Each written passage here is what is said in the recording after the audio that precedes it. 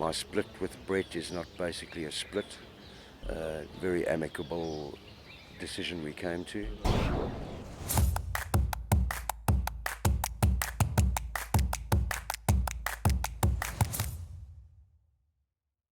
I am going to be based here in the same yard at Summerfeld, which is great. I have great facilities here. I've got a treadmill, we've got a swimming pool, we've got paddocks. Basically, it's a great yard to train from. I grew up in a racing family. My father was a jockey and a trainer. He taught me to ride work, and he's basically been the basis of my grounding in the game. I got my first trainer's license back in Zimbabwe in 1981. Trained winners in 3 different continents: Zimbabwe, South Africa, Australia, where I spent 7 exceptional years as assistant trainer to Chris Waller. Singapore, New Zealand. Why come back to South Africa? It's home. I love South Africa, and it's just great to be back. I have a great team with me.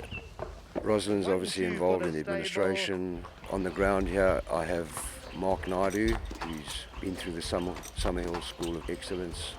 He's evolved in the few years he's been with me, and he could probably walk into any major yard in the world and be a huge asset to them. He's very ably assisted by Mtash, who also has international experience. He worked at Summerhill for many years, and he did have the opportunity of working for Dali in Australia. So he's also a hugely experienced man, and I rely on them heavily for the day-to-day running of the yard. You've trained around the world, including Australia, and spent time with Chris Waller and the great Winx. Was she a spectacular horse right from the get-go?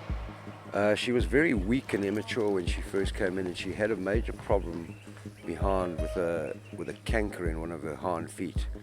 Once she got going though, the natural racehorse that she was evident pretty early.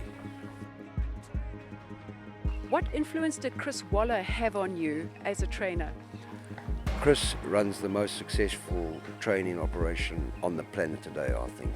His vision of horses and where he takes them to is just phenomenal. I think I was privileged to be there for 70 Group 1 winners, which just shows you the extent of his domination of Australian racing.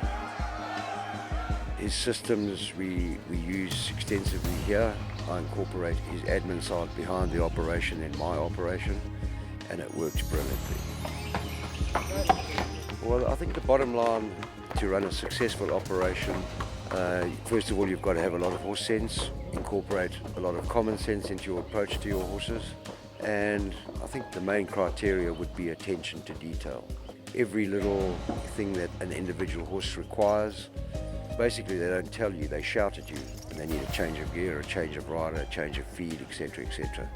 But I would say that's 3 attributes any successful trainer has. Will you still be receiving horses from Brett? I'm sure we will. Majority, obviously during the winter. We've had quite a bit of success in the few years I've been doing it, winning numerous Group 1s along the way. So I see no reason to suggest that trend won't continue. 5-star performance from the Brett Crawford team. What can we expect from you, Peter Muscutt, in going forward? We've kicked off the season pretty well. We've had 9 winners from 55 odd runners or something. Divine you got up. I like to keep my strike rate as high as possible, and we've been averaging around 20% for the last few years here. But basically just to give your clients every opportunity to maximise their investment in every horse, to get the best out of horses and continue winning races.